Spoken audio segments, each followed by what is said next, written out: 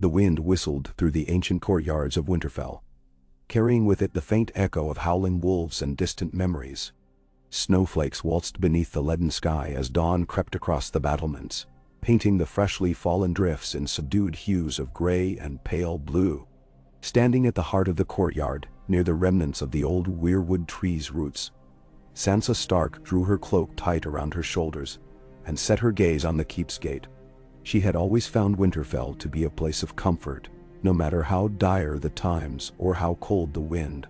Today, despite the numbness in her fingertips, she felt warmth flowing in her veins like molten steel. Jon Snow stood by her side, hands folded behind his broad back, watching the yard with that familiar furrow in his brow. He had never seemed entirely comfortable when people directed their admiration toward him. And now that he had been crowned king in the north, a certain unease still hovered about him like a ghost. Sansa, her red hair glowing against the gloom, cast a sidelong glance at him. For the briefest of moments, she remembered the boy he had once been, so intent on proving his worth, so unaware of how well worth knowing he already was. The memory nearly brought a smile to her face. A hush settled across Winterfell as the new king in the north prepared to speak. They had already had their small coronation in the crypts, so as not to make it a grand spectacle. A simple transfer of titles indeed, but one that carried an enormous weight. The lords and ladies of the north had demanded a public acknowledgement. They wished to see their new king standing where Ned Stark once stood, his Stark sister by his side, and they wanted to hear Jon's first words in that capacity. When he finally began to speak, his voice was quiet, yet it carried the timbre of tempered iron. "People of the north," he said, eyes scanning the gathered crowd of castle denizens, assembled lords, and even curious small folk who had slipped in to witness history. "I do not claim this crown for myself alone. I stand here because of you, because we have endured together, bled together, and fought for the survival of our homes. The crown that rests upon my head belongs to all of us." "Naomi?" Sansa listened, proud yet contemplative. She could see how the north had shaped Jon, how the frozen nights beyond the wall and the battles against impossible odds had forged his resolve. Those who watched him now likely saw a leader determined to protect his people. She alone noticed the faint tension in his jaw that betrayed his uncertainties. When Jon's speech came to an end, the yard erupted in murmured approval. Men and women bowed their heads. Some even knelt. The mood was solemn, tinged with hope. The north had its king once more. But Sansa, her eyes drifting across the faces of bannermen, sworn swords and old retainers, recognized an undercurrent of worry. The war was not done, nor were the wounds of the past easily mended. Jon's hand touched Sansa's forearm, drawing her attention. "We should talk to them individually," he said in a low voice. "They'll want words of reassurance." "Of course," she replied. "Go ahead. I'll remain close by if you need me." As Jon approached the cluster of lords who had lingered near the steps, Sansa let her gaze wander. The tower of the first keep stood battered yet proud, half covered in scaffolding, as the builders tried to shore up crumbled walls. The courtyard's well-worn stones bore fresh scratches from the previous day's sparring sessions, and further off, she spotted the stables where the stable hands labored, grooming horses and checking saddles. There was normalcy in these tasks, a daily routine that carried on despite the chaos that threatened the realm. She could not help remembering how, in her youth, Winterfell had been a place of laughter and feasts, with her father's voice booming across the great hall and her mother's quick smile lighting the corridors. She had once thought it would always be so. Life had taught her otherwise, but it had not snuffed out the small ember of belonging she still felt every time she set foot here. As the meeting in the courtyard wound down, the lords pledged their renewed allegiance, and the small folk departed to spread the tale of the king in the north's first public audience. Sansa waited patiently on the sidelines, offering polite greetings to those who approached her. An older woman in a patched cloak pressed her hand and spoke of how Sansa's mother had once shown her kindness during a lean winter. Sansa responded gently, but her thoughts were already drifting to the burdens laid upon her shoulders. She had chosen to remain in Winterfell, to serve as the lady of the castle. That choice, more than any other, set her apart from what she might have been. She was no longer a mere player in a game of courtly maneuvers. She was a pillar of the North, and she had the weight of that entire land resting upon her. In the still air of the keep's interior, she made her way toward the great hall, the memory of her father's presence haunting every corner. She paused near the carved wooden doors. They were battered, the iron studs rusted from the endless cycle of snow and melt. There had been so much lost since the days when she was a girl dreaming of knights and lords who'd do her bidding. Yet, here she was, the last Stark daughter presiding in the seat of her ancestors. Even if she was no longer alone. She slipped inside the hall, the vast space lit by a few torches flickering against the cold stone walls. Sansa ran her fingers across a long table, recalling the feasts that once took place here. The memory of the night King Robert visited. Her excitement at the prospect of being betrothed to a handsome prince, so distant now, so naive. She glanced around at the high seat where Ned Stark used to sit, the seat to which Jon was now entitled. Her own place was at his side, but it would be her voice that gave counsel, her poise that held the fracturing alliances together. She had rarely felt more solemn or more determined. Footsteps approached from the corridor, and Jon entered quietly, looking around the hall as though searching for her. His black cloak caught the sparse light, the dire wolf pin that had replaced his knight's watch brooch gleaming with the faint reflection of a nearby torch. He caught sight of Sansa, and offered a small nod, his lips curving into the beginning of a weary smile. "You left before I could say a proper farewell," he teased gently, though his tone hinted at deeper gratitude for her support. "I thought you might need a moment with the lords," she replied. "They have much to discuss, and your presence gives them confidence." He frowned. "Confidence. That's good. I just hope it's not misplaced. You're the king in the North. People want to believe in you. They want to believe someone strong can guide us through the cold nights ahead, and you will." He studied her face as if trying to read an unspoken message in her features. "And you, Sansa, have you found your place? After everything that's happened, are you truly content to be here with me, ruling from Winterfell?" "Naitaning." Sansa considered the question. It was not a simple answer. There were ghosts in these halls, ghosts in her memories. But Winterfell, for all its burdens, remained her home. "Yes, Jon," she said softly. "This is where I belong. It's where we both belong." The silence that stretched between them was comfortable, like a worn blanket shared between siblings. Finally, Jon sighed and gestured toward the dais. "We need to plan tonight's feast. It won't be a lavish affair, but the lords will expect some sign of prosperity, or at least stability. I suspect they'll have many questions about how we intend to handle matters." "There were boom." Sansa nodded. "You handle the talk of strategy and war, and I'll see to the feast. We'll need to send word to the kitchens, gather the stewards. We may not have much, but we can still make a statement. This is a new era for the North. Our era." For the next few hours, they immersed themselves in logistical details. Sansa coordinated with the castle's staff, ensuring the Great Hall would be prepared. The winter stores were not bountiful, but they could spare enough to create the sense that Winterfell remained robust. She spoke with an old steward who had served under Ned Stark, arranging for the special dish of roasted boar with winter vegetables. She made certain that casks of ale and mead would be brought up from the cellars. Though it wouldn't match the feasts of old, it would be enough for everyone to feel welcome.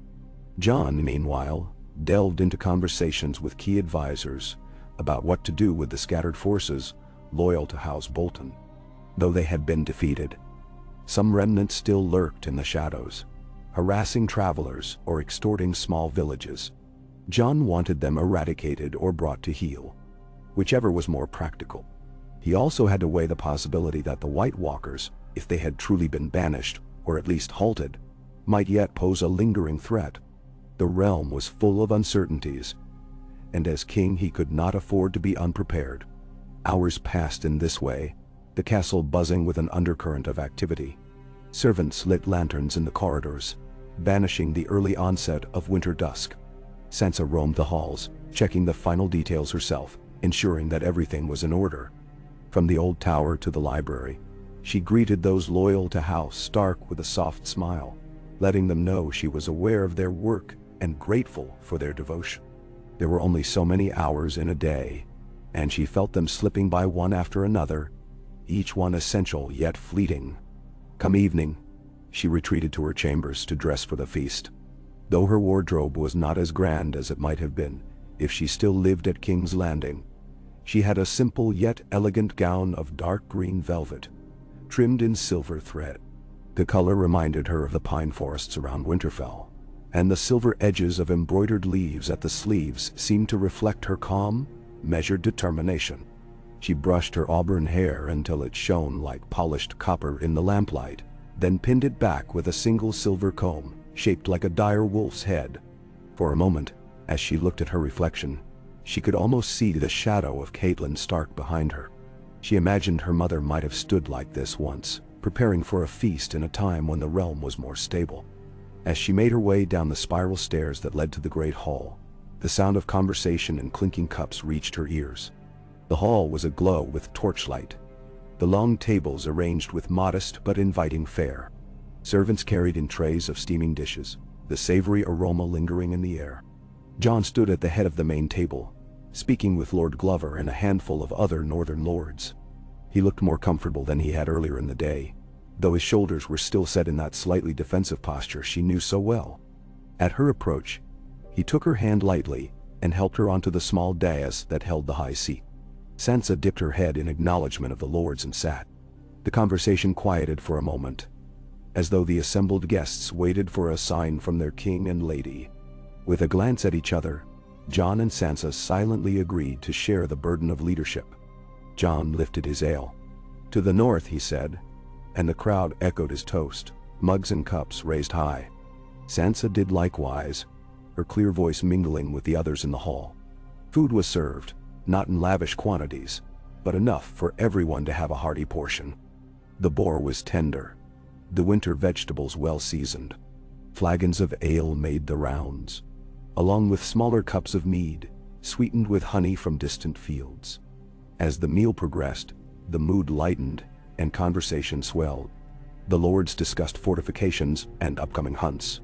Some men joked about old battles, while others shared news of trouble on the roads. Sansa listened attentively, occasionally leaning over to speak quietly with Jon, or to interject a suggestion when she sensed a matter needed delicate handling. A traveling bard, likely one of the men who had accompanied a merchant caravan, took up a lute and began to strum a soft tune. His voice, though not extraordinary, was steady enough to offer a pleasant backdrop to the clamor of the feast. Sansa felt a pang of nostalgia at the melody, recalling how she used to dream of being serenaded in King's Landing. The reality was far different, of course, and she had no illusions now about the nature of songs. Still, she let the music carry her for a moment, closing her eyes and letting the notes drift around her like a warm breeze. When the feast neared its end, conversation grew more focused on pressing matters. Lord Manderley, seated near Jon, leaned forward and asked in a hushed tone, "Your Grace, my scouts report a stirring of activity near the Dreadfort. Some brigands have been raiding small hamlets. No official sigil, but I suspect Bolton men or sympathizers."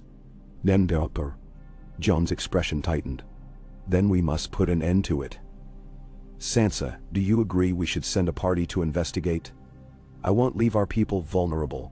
She met Lord Manderley's gaze. "Yes, we should act swiftly, but we need to be cautious. If there are remnants of Bolton men, they may be hoping to lure our forces away from Winterfell, or at least test our defenses. I suggest a group of seasoned scouts go first, gather solid information. If the threat is real, we can dispatch a larger force. Then..." Several lords nodded in agreement, and Jon placed his hand on the table, palm down, as if to physically steady the conversation. "Then it's settled. Lord Manderley, coordinate with Lord Glover. Select a handful of men you trust. We'll send them out at first light. Meanwhile, we'll prepare a detachment of riders who can follow on their heels if trouble arises." Oh. The gathering continued late into the night, with more topics brought forth.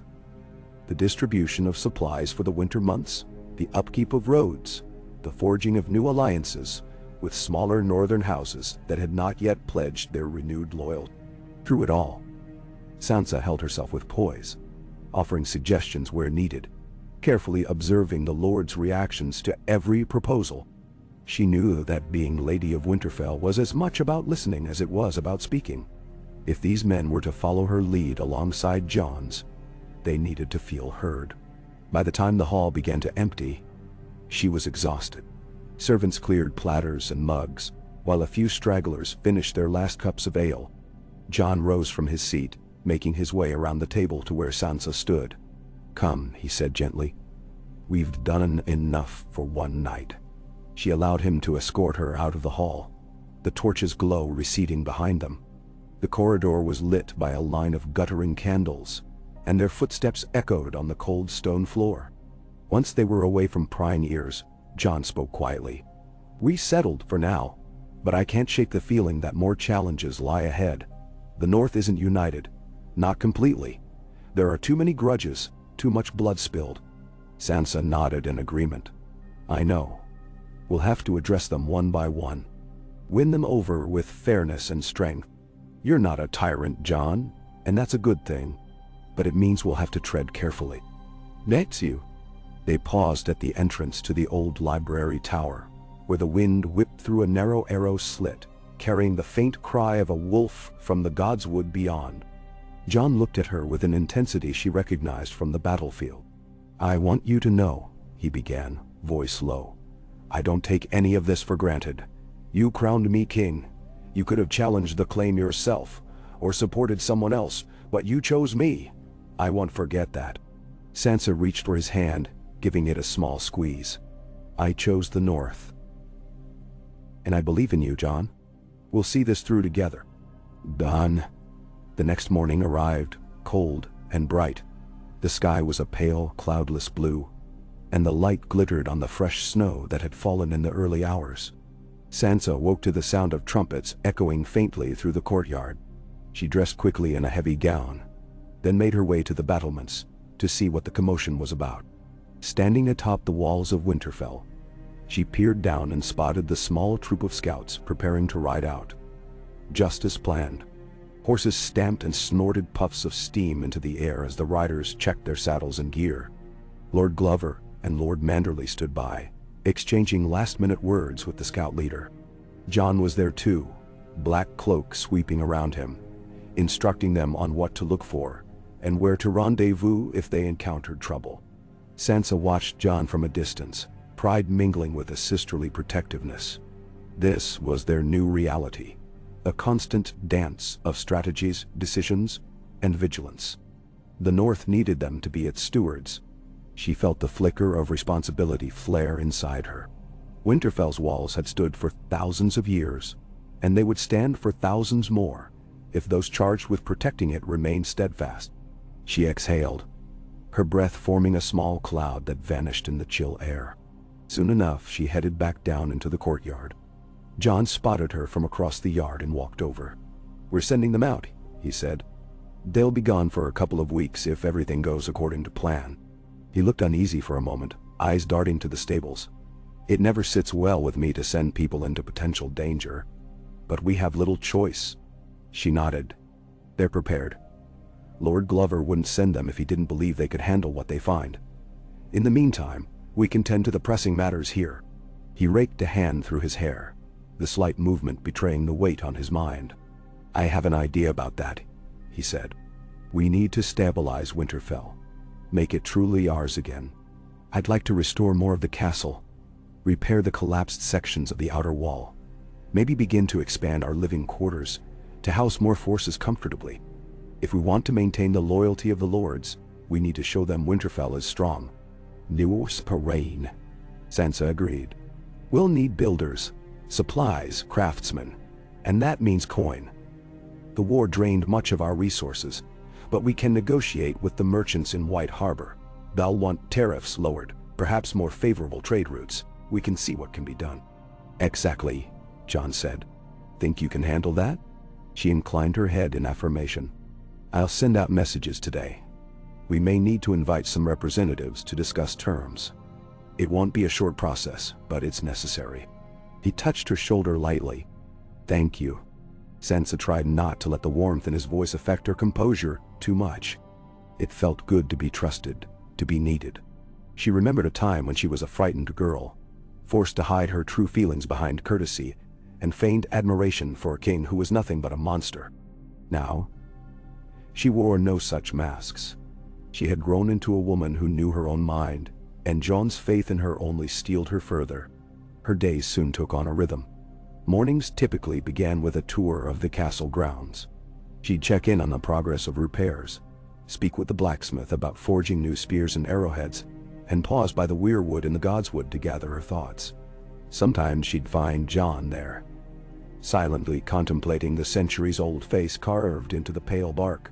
They didn't always speak in those moments.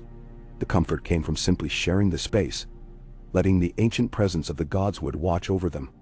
Afternoons brought meetings, letters to sign, sums to be tallied, reports to be heard. She sat with Maester Walken in a cramped solar, reading through the inventory of grain, salted meat, and other supplies. They were all too aware that winter had not eased its grip entirely. A single bad harvest could spell disaster. Sansa knew they must prepare for the worst, even as they strove to offer hope.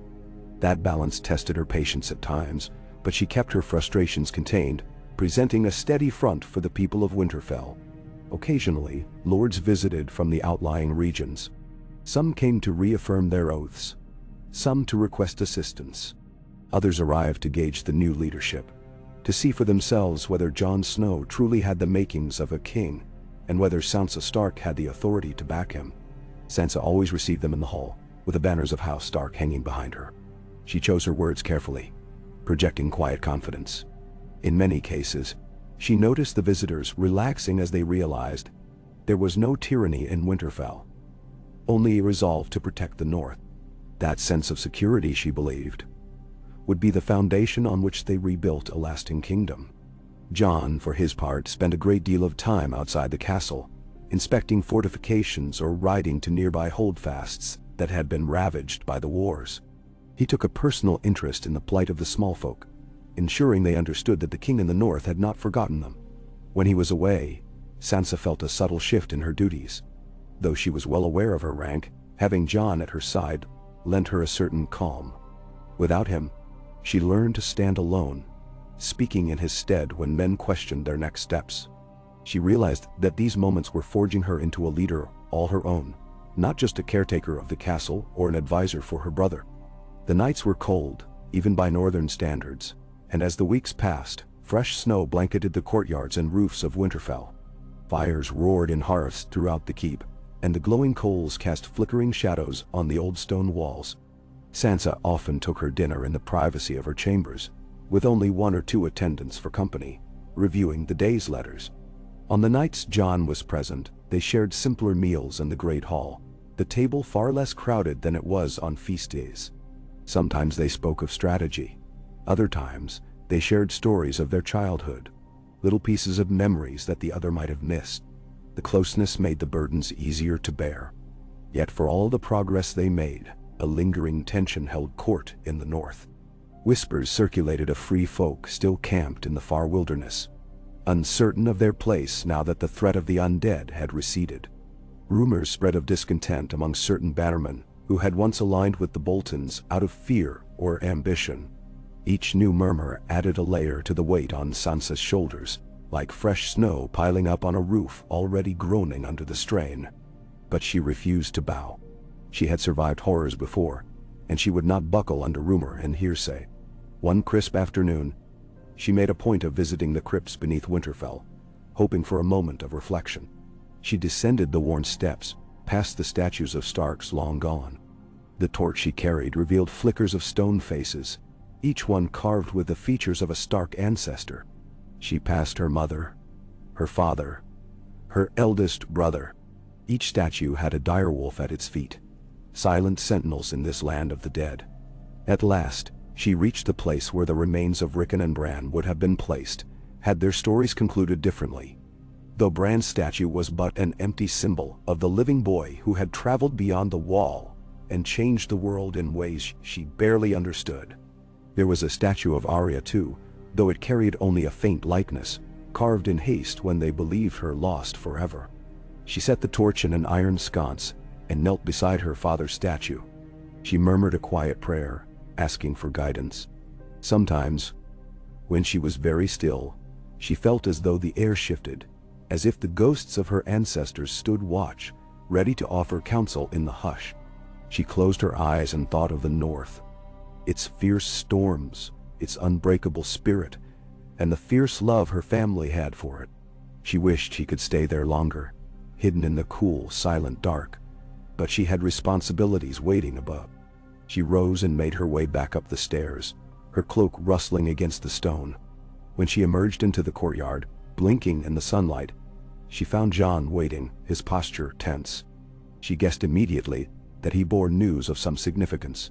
He met her eyes and nodded grimly. "The scouts have returned," he said, voice clipped with worry. "We need to speak in private." Sansa felt her heart jolt.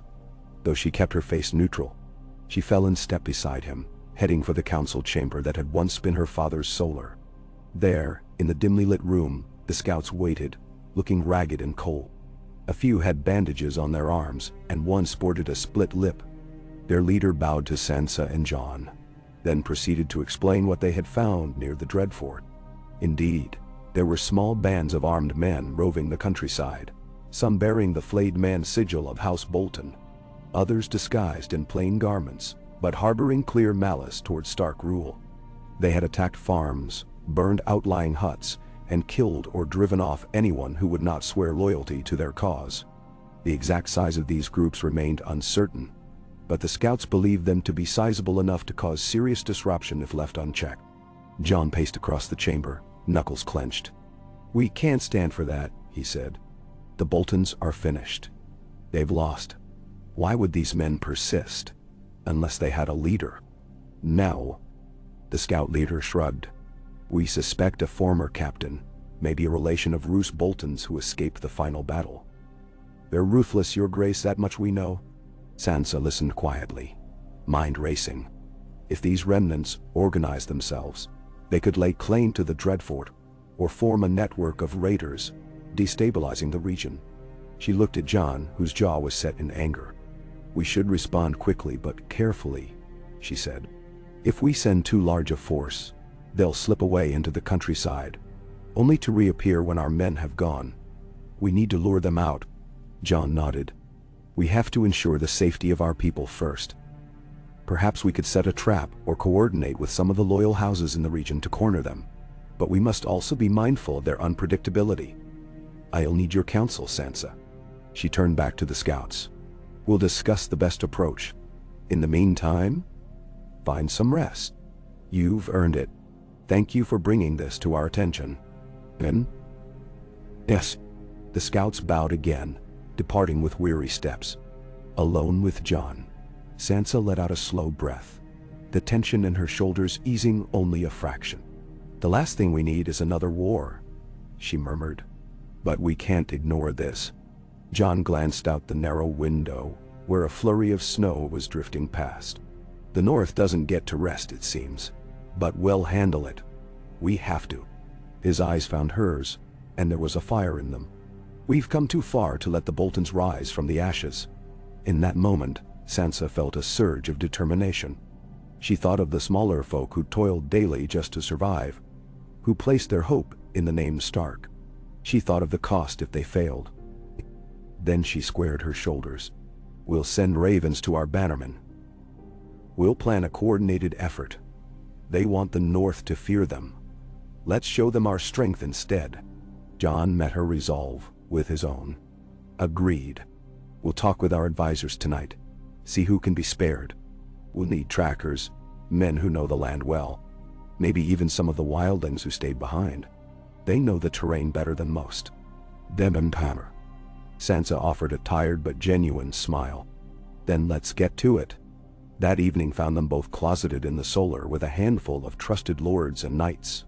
Maps were spread across the heavy wooden table, candles casting dancing shadows over the old parchment. They marked potential hideouts, analyzed routes, and laid out the probable movement patterns of the raiders. Through it all, Jon kept looking to Sansa for input.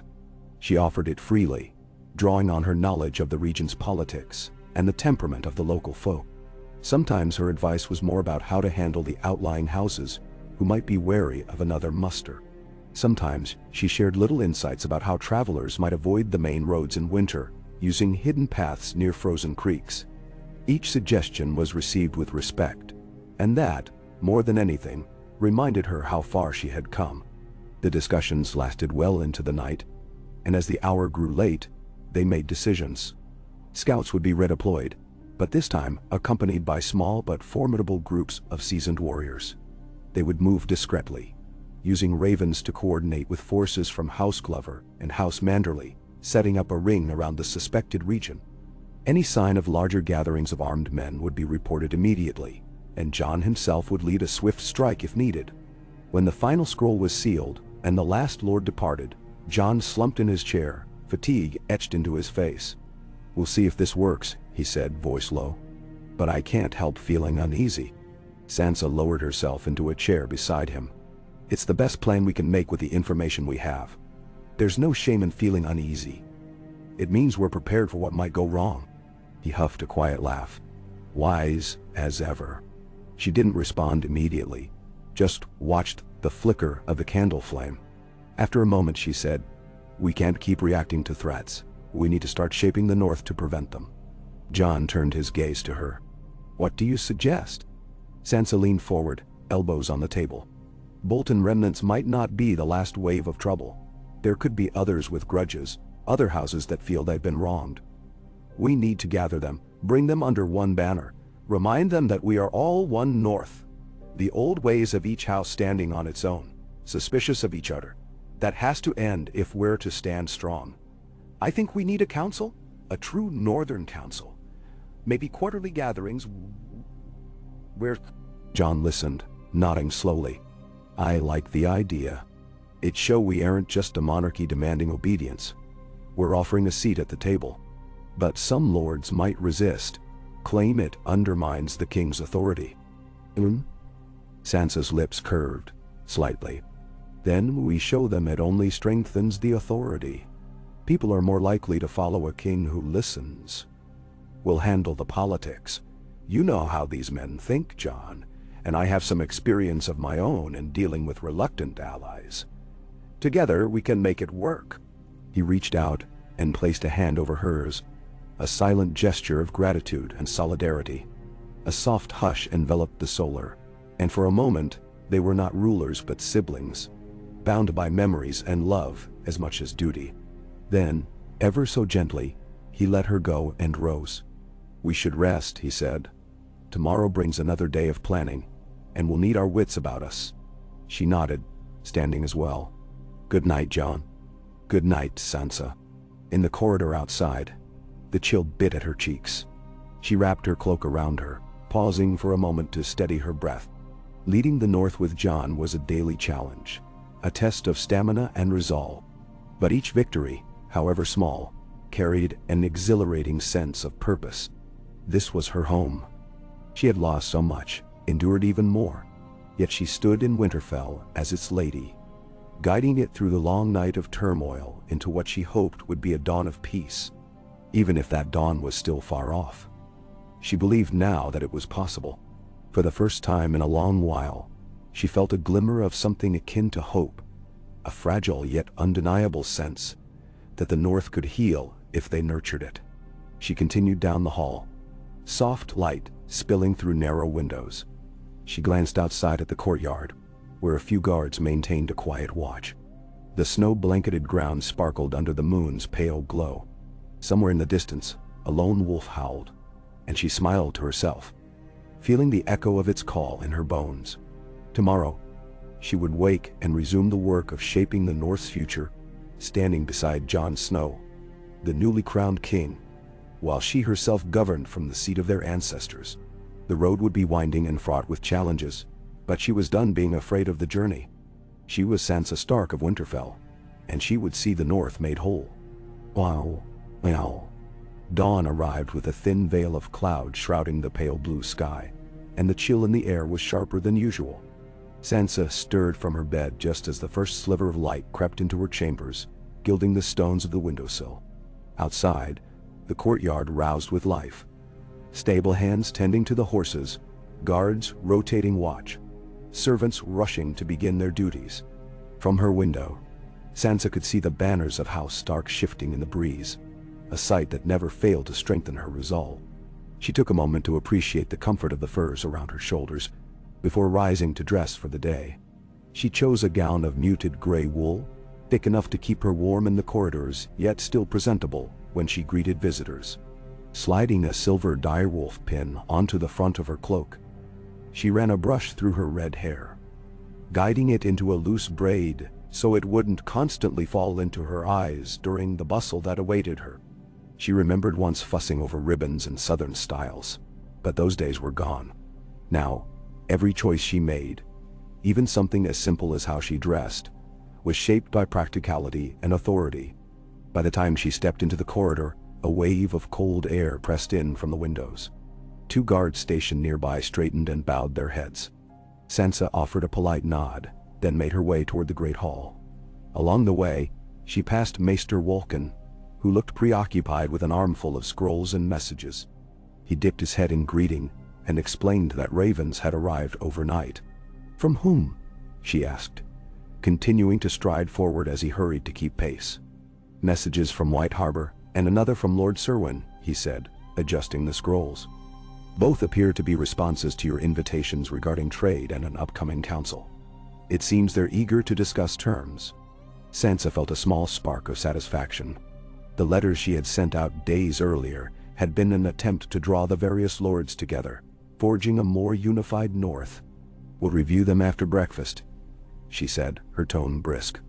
"Have copies made for Jon, and any urgent details you can glean before we speak, do so." Maester Wolkan nodded. "Of course, my lady." She found Jon in the great hall, already in conversation with Lord Glover, and a pair of seasoned warriors dressed in thick leathern cloaks trimmed with wolf fur. They stood gathered near a side table, maps and dispatches spread in front of them, hands gesturing as they discussed strategies. The lingering smell of roasted oats and freshly baked bread hung in the air, a reminder that the day's meals were being prepared in the kitchens below. Sansa approached, inclining her head to Lord Glover before meeting Jon's eyes. The tension in his face told her that whatever they were planning, it was a matter of some urgency. "We're finalizing the details of the expedition," Jon explained quietly. "Those Bolton remnants near the Dreadfort. Someone's been organizing them. The scouts found more signs of forced conscription and looted farms. We can't wait much longer." Lord Glover gave a curt nod. "I'll lead a small force myself. We're not at full strength, but we have enough men to lay a snare if we coordinate properly." "Oh." Sansa scanned the map. She saw a broad outline of the areas around the Dreadfort, with certain hamlets circled in charcoal. "What's the plan?" she asked, resting her fingertips on the table. Jon ran a hand over the route. "A group of Glover men and Manderley archers will approach from the west, near the Wolfswood. We'll have another contingent of loyal hill clans from the east. They know the land well. They can block any escape routes. Once the raiders are pushed north, they'll have no choice but to take the only open road, where we'll be waiting. If all goes well, we can catch them in a pincer." "How?" Sansa studied the lines, imagining the terrain. "We need to ensure they don't scatter," she said. "If they sense a trap, they could vanish into the woods or move south into unguarded territory." "Do we have any measure of how many they number?" Lord Glover frowned, glancing at the parchment. "Not precisely. Our scouts estimate no more than a few dozen well-armed fighters, but they could have supporters in local villages. Men too frightened to resist or too desperate not to take the Bolton's coin." Sansa sighed. Fear and desperation can breed new followers in even the most loyal territory. "We must be cautious. We should send ravens to the nearest holdfasts, warning them of potential raids." Jon nodded. "Agreed, and I'm going with them." That caught Sansa's attention, though it was not entirely unexpected. Jon would not stand aside while his people fought. She gave him a long, measured look, recalling how often he'd risked his life for the North already. "You're sure that's wise?" she asked gently. "The king in the North, leading a dangerous ambush. If something goes wrong..." Jon stood straighter. "These men threaten our people. The lords expect me to take action, not just give orders from behind a wall of stone. Besides, I won't be alone. Lord Glover and the others will ride by my side. A smaller, highly trained force can move more swiftly. Sansa could read the determination in his face. Then you'll have my full support, she said. But promise me you'll be prudent. The Boltons' reputation wasn't built solely on bravado. They know how to set their own traps. Jon placed a reassuring hand on her arm. I promise, Sansa. Once we rid the north of their poison, the people will have one less fear to carry. She touched his hand briefly, then composed herself, turning to Lord Glover. Let me know if you need any provisions or additional rations. I'll arrange for them before you depart. The older man nodded. We'll gather what we can, my lady. With your leave, I'll go and see to preparations. He gave them a respectful bow and left, the two other warriors following him. Once alone, Sansa and Jon stood by the map in silence for a moment, the distant clatter of dishes from the kitchens echoing in the high rafters of the hall. Sansa felt the chill from the stones beneath her feet. You'll leave tomorrow? She asked. Jon nodded. We'll spend today finalizing details, then ride at first light. Our hope is to be in position by the second night. Sansa folded the map carefully. I see that the castle is secured in your absence, and I'll continue the negotiations with the lords who've written to us. After all, if we want to keep the North united, we must give them reasons to remain so. And Jon gave her a faint, grateful smile. As long as you're here, Winterfell is in safe hands. She watched him depart, admiring how each step he took seemed purposeful, as though the crown and cloak he now wore were forging him anew. After he vanished beyond the heavy doors, she let the folded parchment rest against her chest, inhaled slowly, and steadied herself. At times, the thought of danger shadowing Jon's every move brought a knot of fear, but she reminded herself that he had survived the Wall, the Battle of the Bastards, the darkest nights beyond death itself. He would survive again. She pushed those thoughts aside and focused on her own tasks. When she left the Great Hall, she headed to the smaller solar used for council. Maester Walken was already there, busily sorting the scrolls he had mentioned. A steaming pot of tea sat on a side table, wisps of fragrant vapor curling upward in the cool air. She accepted a cup from a diligent steward, savoring the warmth against her palms. Then she settled at a sturdy oak desk, where the maester laid out the missives. The first was from White Harbor, the parchment bearing the Merman sigil in bright green ink. Lord Wyman Manderley's handwriting was bold and florid, reflecting a confidence that Sansa had come to expect.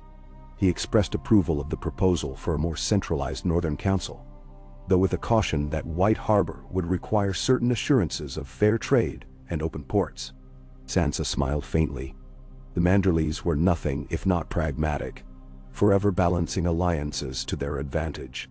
She composed a mental reply, noting that she would gladly offer them favorable conditions in exchange for stable trade routes that benefited all northern houses. The second letter came from Lord Serwyn, who was more hesitant in his acceptance. He wanted details on how decisions in this new council would be enforced, fearing that some houses with older, more powerful armies might dominate. This concern did not surprise her. The Serwyns had always been overshadowed by larger houses and were inclined to protect their status. Sansa considered his words carefully. She would have to craft a response that struck the perfect balance between reassuring him of shared power and reminding him that a united North meant contributing willingly to a collective defense. The old ways of each house hoarding resources would only invite further chaos. By the time she finished reviewing the letters, an hour had passed, and the solar had grown warm from the crackling fireplace. She set aside the parchment and took a sip of cooled tea. Leaning back in her chair, she let her thoughts wander to the negotiation tactics she had learned. Some from careful observation in King's Landing, others from her mother's quiet lessons on courtesy and duty. Her mother had handled lesser lords with subtlety, always offering them a sense of respect that swelled their pride, even as she guided them toward the best decision for House Stark. Perhaps some of those old tactics would serve her now. She allowed herself a moment of reflection, remembering how Catelyn's hand had felt in hers, guiding her as a little girl through the great courtyard. In that memory, the sky had been bright, the gates bustling with travelers, and her father's voice had boomed in the distance. The ache of longing flickered in her chest. Gone were those days, but the lessons endured. A soft knock on the door brought her from her reverie. Brienne of Tarth stepped inside, tall and stalwart, her fair hair braided neatly back. She wore simple armor beneath her fur-lined cloak, and her expression was as stoic as ever, though her blue eyes softened slightly when they met Sansa's. "My lady," Brienne said, bowing her head, "I've come to see if you require assistance today. I'll be patrolling the walls shortly, but if there's anything else you need." Sansa smiled, grateful for the knight's unwavering loyalty. "Thank you, Brienne. Actually, if you have a moment, I'd like to discuss the security of Winterfell once Jon departs." She gestured for her to enter fully and close the door. Brienne did so, stepping closer to the desk. "Jon and Lord Glover will ride out tomorrow. I want to ensure that any potential threat doesn't try to take advantage of Winterfell's reduced garrison." Brienne considered her words, her brow furrowing. "You believe these Bolton remnants might strike directly at the castle?" "It's unlikely," Sansa replied, "but we can't rule it out. They've been brazen enough to raid villages. If they're truly led by someone who holds a personal grudge, an attack on Winterfell could be a symbolic blow, even if doomed to fail. In times of uncertainty, we prepare for all outcomes." "That's very soon." Brienne nodded. "I'll see to it that patrols are doubled on the outer walls. We can station additional archers on the ramparts at night. The outer gates will remain locked, except for official business, and any travelers will be questioned thoroughly." "Good," Sansa said. "You've always been the shield that stands between me and harm, Brienne. I trust your judgment. If you need more men, tell me. We'll make the arrangements." Brienne allowed a faint smile. "Thank you, my lady. I'll organize the rotations immediately." With another respectful bow, she turned and left the solar, her heavy footsteps echoing through the hall. Sansa let out a breath she hadn't realized she was holding. Brienne's presence was a comfort that few could match. With the matter of security in hand, she returned to her letters, drafting careful replies to both White Harbor and Lord Serwyn. She wrote each line with clarity and purpose, using all her skill to be diplomatic yet firm. When she finished, she sprinkled sand over the ink to dry it, then rolled the parchment, sealing it with wax imprinted by her house Stark signet. She handed them off to Maester Wolkan, instructing him to send them via Raven as soon as possible. Her next stop was the courtyard, where she oversaw the storage of supplies. She spoke with a steward who kept meticulous records of flour, dried fruit, and salted meat. Winter was less harsh than in previous years, but still unpredictable. If an army was to remain in the field for several weeks, they would require rations to be replenished. Sansa ensured that stores were set aside for the contingent leaving with Jon, so no villages would be overtaxed to feed them. The last thing she wanted was to alienate the small folk who had already suffered enough. As she moved among the wagons and crates, she caught glimpses of the daily life that continued despite the looming threat. A blacksmith hammered away at fresh horseshoes, sparks dancing in the crisp air. Two children ran across the courtyard, giggling, before their mother called them back to sweep the steps. A handful of guards sparred with wooden swords, practicing thrusts and parries. Even with the burdens of leadership pressing upon her, these signs of normalcy heartened Sansa. Winterfell was alive, its people determined to persevere in the face of whatever might come. Eventually, she saw Jon across the yard, conferring with the same group of warriors he'd addressed earlier. She walked over just as he finished outlining how the supply train would move. He recognized her approach and paused, letting his men disperse. "All set for tomorrow?" she asked. He glanced at the wagons. "I believe so. We'll travel light. The more cumbersome provisions can follow at a slower pace. Our initial force will be swift, and once we secure the roads, we'll call for reinforcements or supplies." Sansa gazed at him, taking in the slight crease between his brows that always appeared when he contemplated danger. She lowered her voice so only he could hear. "I trust you, Jon. Just be mindful. We can't afford another blow like—" She didn't finish the sentence, but she saw him understand. They had lost too many already. He placed a hand on her shoulder, gentle but confident. "I'll be careful. I promise." Then, looking around as if recalling the many eyes upon them, he withdrew his hand and said more formally, "Tomorrow at dawn, Lady Sansa, I leave Winterfell in your capable charge." She dipped her head. "The North awaits your victory." That evening, they shared a quieter meal in a small dining room off the main hall.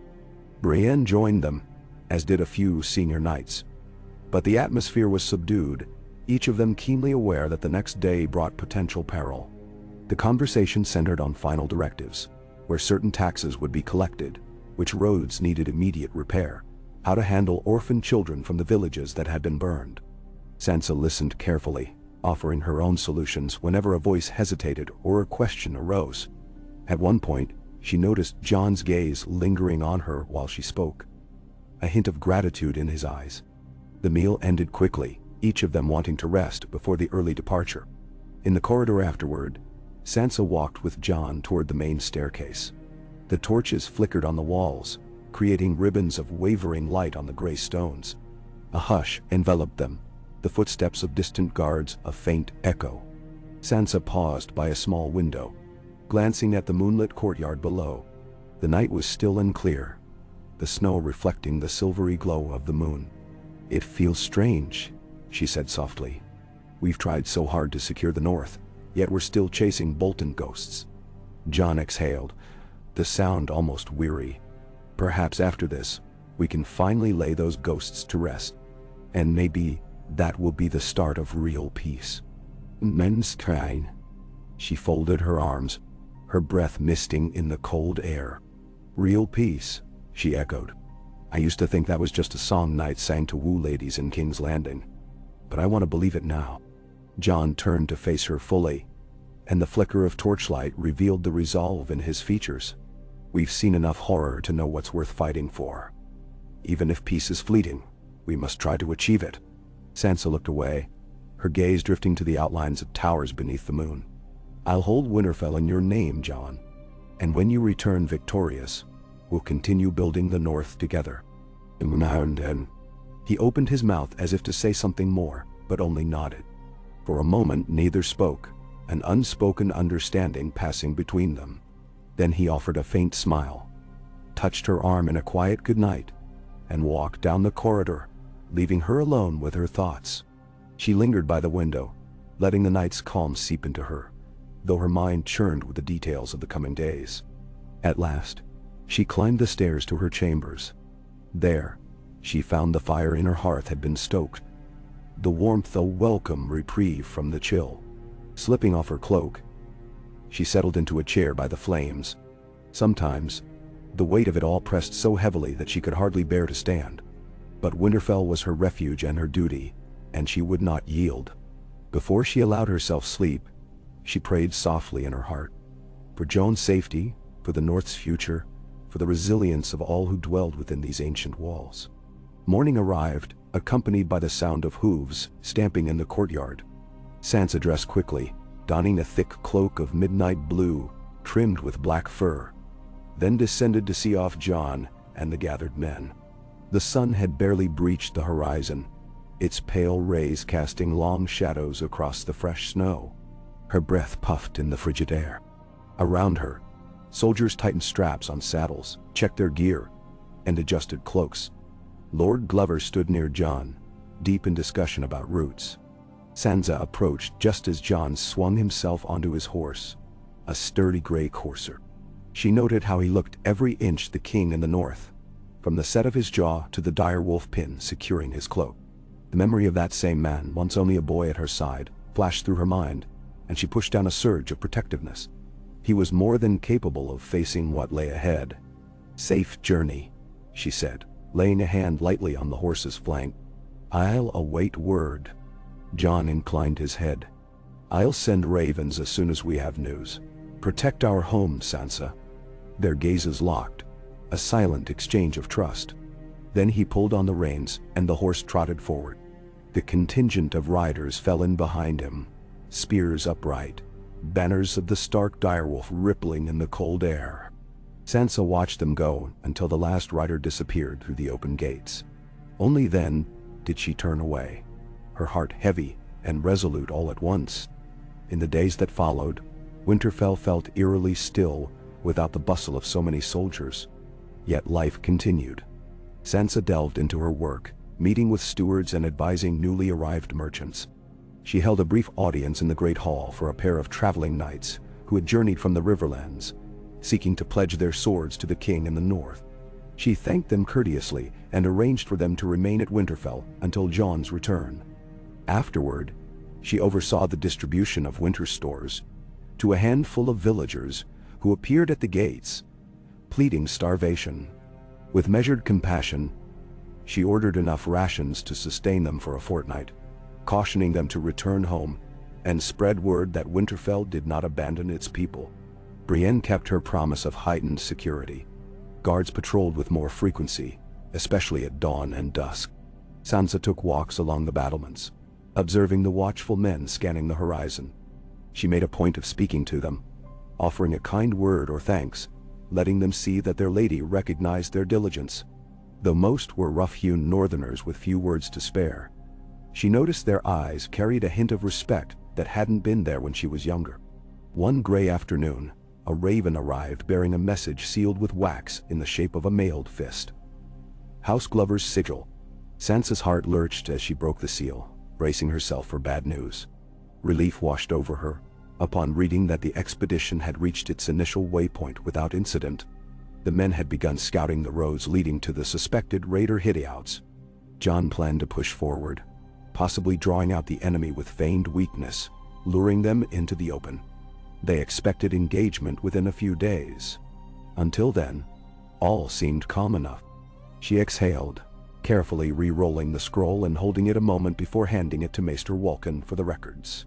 At least Jon was well for now. Time crept by, marked by routine tasks that felt heavier with each passing day of uncertainty. A second raven arrived with news that a small skirmish had erupted near a burned-out holdfast. Jon's forces had lost one man to a stray arrow, but the enemy scouts were forced to retreat. They had gleaned crucial information about the raiders' tactics, suggesting a new plan to corner them. Sansa read and reread the letter, taking solace in the knowledge that Jon's leadership had kept casualties to a minimum. That evening, she hosted a modest supper for several minor lords who had arrived in response to the council invitation. They were older men, their once proud houses diminished by the wars and pillaging. Over ale and plates of roasted vegetables, they expressed concern about resources for rebuilding. Sansa listened intently, her mind tracing connections. If White Harbor provided lumber shipments through the trade agreement, these smaller houses could pay reduced tariffs in exchange for labor or manpower on the roads. She explained her thoughts in a calm, measured tone. They seemed encouraged, murmuring approval. Watching them, she realized that bridging these alliances was key to achieving the lasting peace Jon had spoken of. After the supper, she parted ways with the lords, leaving them to warm themselves by the hearth in the hall. She slipped away to the godswood, seeking a moment of solitude amidst the silent trees. Snow blanketed the ground, muffling her steps. The red leaves of the weirwood hung motionless in the still air. The carved face in the trunk watched her with ancient, inscrutable eyes. She walked forward until she could feel the presence of the old gods settling around her. There, she closed her eyes and let herself be honest about her fears, her hopes. She whispered a plea for Jon's safe return, for the North's deliverance from strife, and for the wisdom to guide those who looked to her. The only response was the quiet hush of falling snow, but it brought her a measure of peace. 2 days later, as she was dictating a letter for Maester Walken to send to House Reed in the swamplands, a rider thundered into the courtyard. The noise drew her to the window, where she saw a man covered in road dust, his horse lathered with sweat. He wore the cloak of a Glover soldier, and her pulse quickened at the sight. She rushed downstairs to meet him. Before she could speak, the man slid from his saddle, knees almost buckling from fatigue, and held out a small scroll. "My lady," he gasped, "urgent message from King Jon." She motioned for a guard to support him, then took the scroll, breaking the seal in haste. Her eyes flicked over the words. The report was brief but pointed. Jon's forces had located a sizable group of raiders, sheltering in an abandoned holdfast near the last river. They planned an attack at first light the next day. Additional men were requested if possible, specifically archers, to ensure that the raiders did not escape into the forests. She swallowed hard, tension knotting in her stomach. The fight Jon had sought was at hand. She looked up to the messenger. "You've done well. Go rest. Food and drink will be provided." The man bowed, still trembling from exertion, and was led away. Sansa immediately summoned the steward. She instructed him to gather 20 skilled archers and have them ready to depart by nightfall. Brienne arrived swiftly, having heard commotion in the yard, and Sansa filled her in on the situation. Brienne nodded her understanding. "I can lead them if you wish," she said. Sansa weighed the idea carefully. Brienne was a formidable warrior, and her leadership could prove invaluable. But the sense of personal protection Sansa felt when Brienne was near, could she relinquish that? Yet the choice was clear. Jon needed reliable reinforcements, and there was no one Sansa trusted more than Brienne to keep them disciplined on the road. "Yes," she said at last. "Take them north. Move swiftly but cautiously. Jon's men will be expecting you. Warn them of any potential ambush." Brienne bowed. "I'll leave within the hour." Sansa watched the preparations unfold with a calm exterior, though her heart thrummed like a drumbeat. Archers gathered their quivers and gear. Swords rattled as they were belted on, and the horses were fed and watered. The sky darkened, and a light snow began to fall, swirling across the courtyard. Torches flared, casting elongated shadows against the walls. She stood by as Brienne swung into the saddle, her broad figure unmistakable in steel and fur. The archers formed a line behind her, though their numbers were modest. Sansa felt a pang of apprehension at how small the group seemed. But they were the best she had, and time was pressing. Brienne gave a final salute. "I'll see to it that this reaches Jon in time," she said. "Take care, my lady." "And you," Sansa replied softly, stepping back. "May the gods guide you all." The gates opened, and the company rode out into the night, torches bobbing in the gloom until they disappeared. Sansa stood still, listening to the fading echo of hooves, snow collecting on her cloak. She glanced up at the battlements. Guards looked down, some with expressions of concern mirroring her own. Eventually she turned and headed inside, her mind filled with possibilities, some hopeful, some grim. That night, she scarcely slept. She lay awake in her chamber, staring at the dancing shadows on the ceiling cast by the fire. Moments of memory drifted through her mind. The day she'd watched her father depart for King's Landing, the terrible time she spent trapped in the Red Keep, and the day she'd fled from the Boltons, heart pounding with terror. She thought of Jon, how each departure carried a risk of never seeing him again. But his strength was tempered by empathy, his leadership guided by honor. She had to trust he would prevail. In the quiet hours before dawn, she whispered a prayer to the old gods, and the new, eventually succumbing to a restless slumber. When morning came, the sky was a haze of low-hanging clouds. The courtyard felt emptier than ever. Sansa poured her energies into routine tasks, wanting to keep her mind occupied. She listened to a traveling merchant plead for better trade conditions, deferring the matter with practiced courtesy. She consulted with the maester on the state of their winter stores. She even found time to walk among the kennel hounds, feeding them scraps, thinking of the direwolves that once roamed these grounds with her siblings. Hours trickled by. The gloom of the day never fully lifted. In the early afternoon, she returned to the Great Hall to meet with 2 minor lords who had arrived to discuss a border dispute. They waited patiently near the dais, bowing respectfully as she entered. She took her seat, prepared to mediate. But before either man could speak, the doors swung open with a loud creak, and a breathless guard stumbled in, eyes wide. "My lady," he gasped, "a raven has come from Lord Glover's encampment." The lords exchanged glances, unsettled by the guard's urgency. Sansa motioned for him to approach. He held out a small scrap of parchment, the edges hastily torn, as though written in extreme haste. She felt her heart hammer as she read the hastily scrawled words. Attack successful. Enemy scattered. Wounded on both sides. King Jon injured. Urgent assistance needed near the last river. Bring a healer if possible. Hostile remnants have fled north. Sansa's stomach lurched. She forced herself to maintain composure, though every fiber of her being screamed in alarm. She inhaled slowly, controlling the tremor in her hands. Setting the parchment aside, she turned to the guard. "Summon Maester Walken immediately. Prepare horses for him and an escort. Have a litter ready, just in case, and gather a small group of able-bodied men to accompany them." The guard saluted, bolting out of the hall.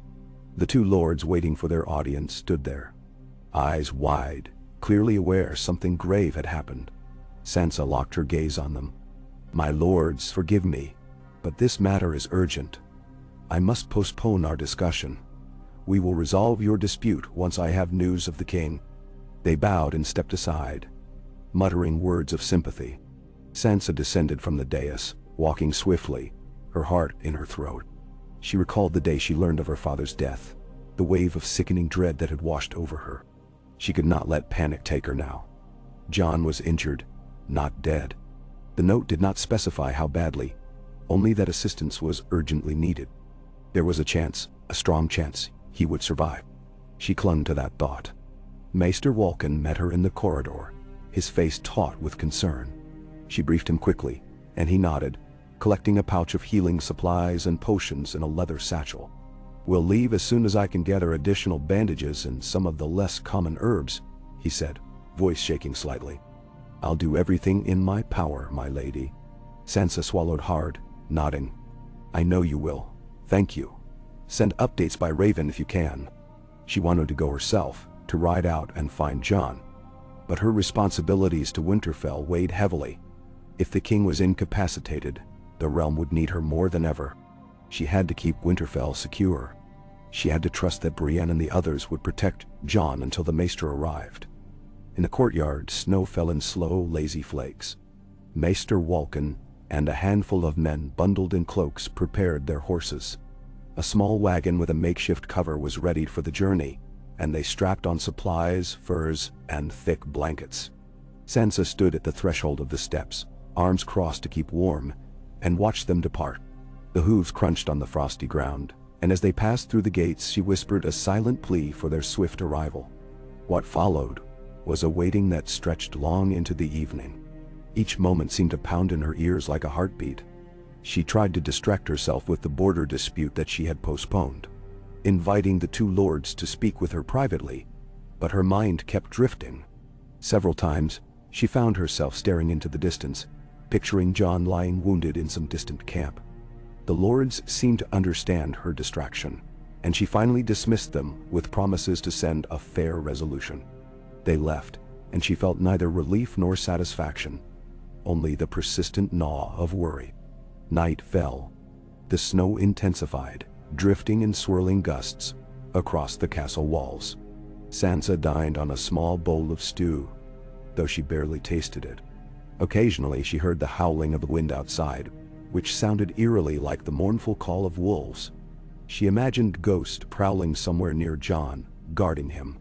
She prayed it was so. At last, on the second morning after the maester's departure, a weary rider returned, his mount sagging with fatigue.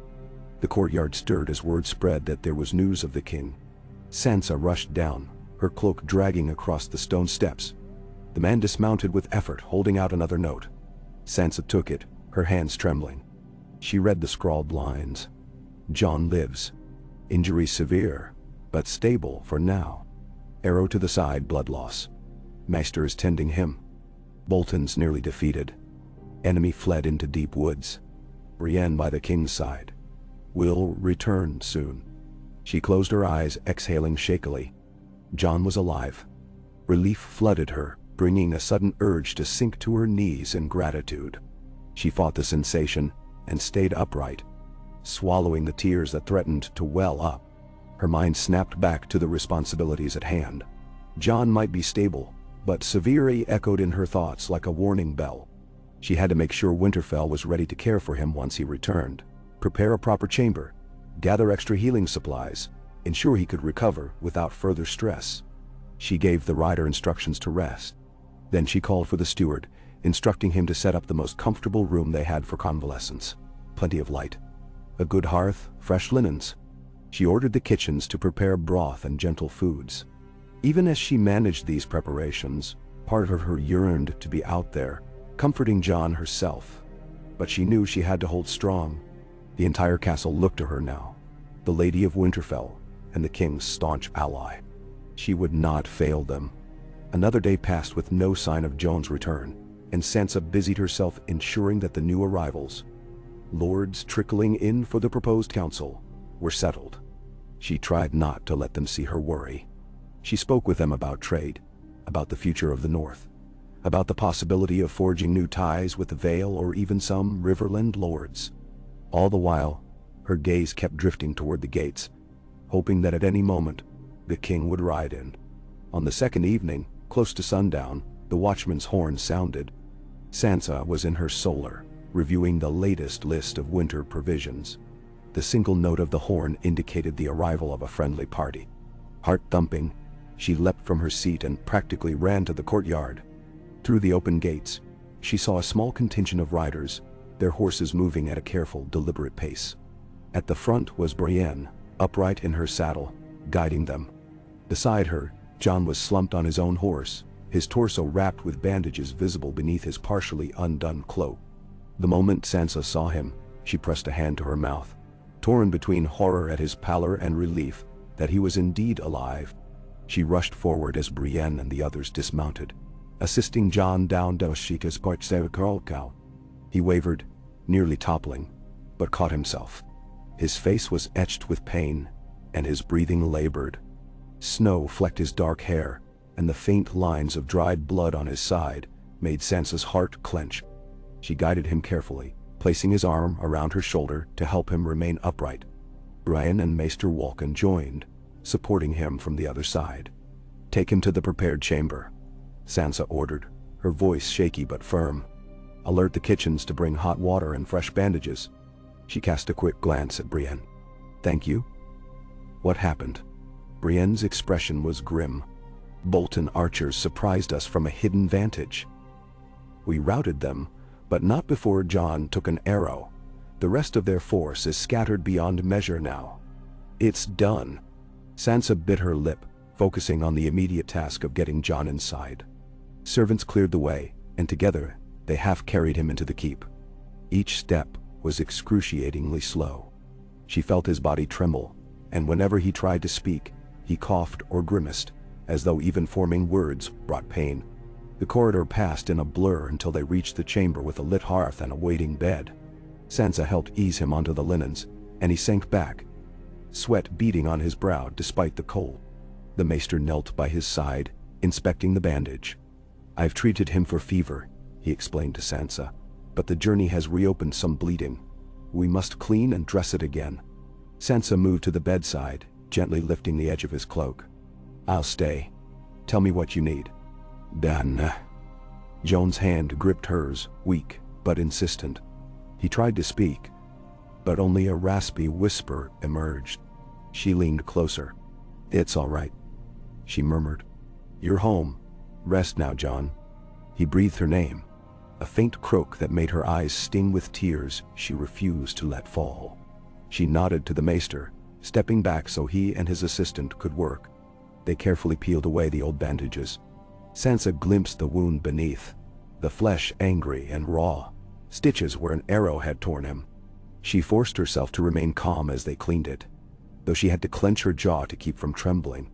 She had seen bloodshed before, more than she cared to remember. But seeing Jon like this carved through her defenses.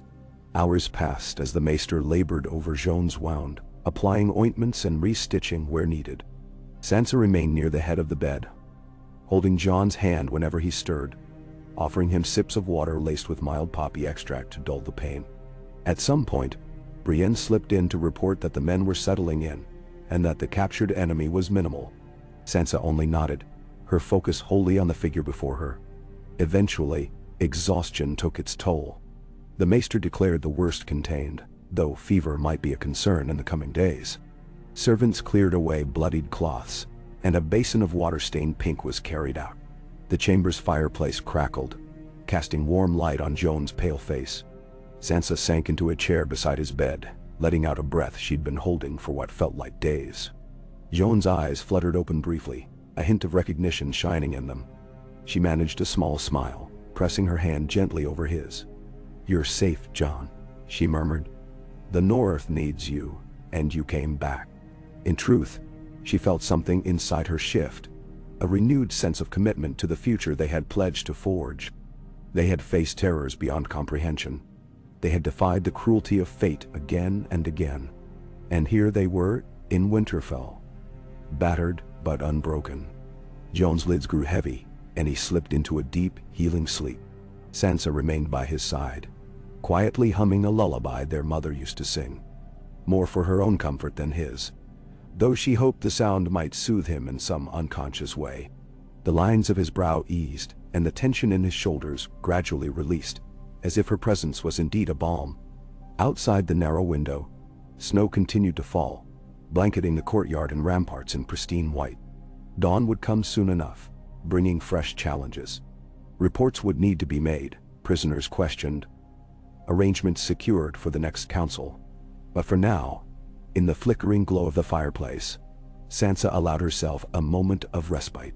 She bowed her head, hands clasped in her lap, and silently thanked the old gods for sparing her brother once again. She thought of the day she crowned him, the hush in the crypts of Winterfell, the half-forgotten echoes of their ancestors in the darkness. That day, she had felt the stirrings of fate, as though the old spirits themselves had sanctioned a new chapter for House Stark. Now, seeing Jon alive after another brush with death, she understood that their path would never be smooth. Yet here they were, forging ahead with the will to protect and rebuild their homeland.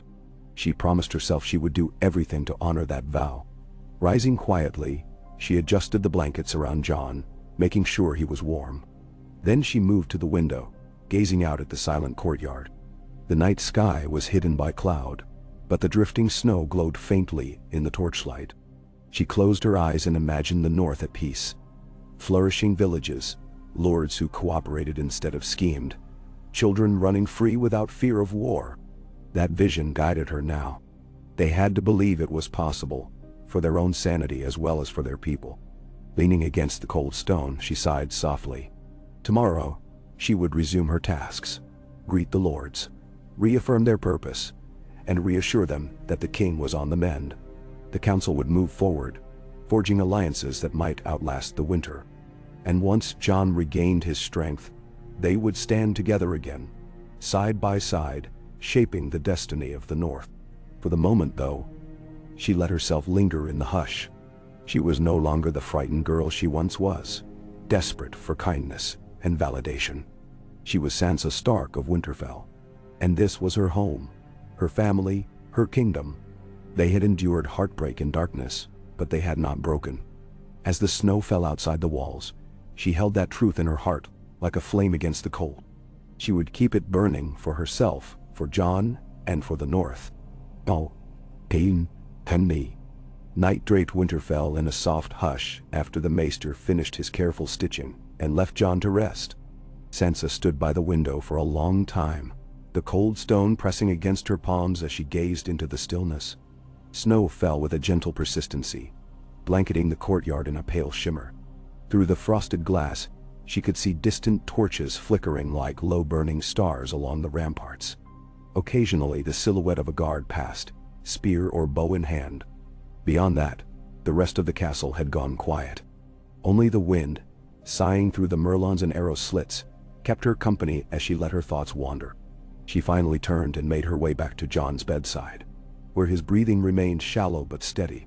He looked, in the shifting firelight, almost like a boy again, vulnerable in a way the world rarely saw him. The wound to his side had sapped his strength. A day ago, he'd been in the field, leading men against the last vestiges of Bolton terror. Now all that prowess was at war with a simple arrow's injury. Sansa smoothed the linen blanket carefully, as if doing so might shield him from further harm. She sank into the chair, forcing herself to be still.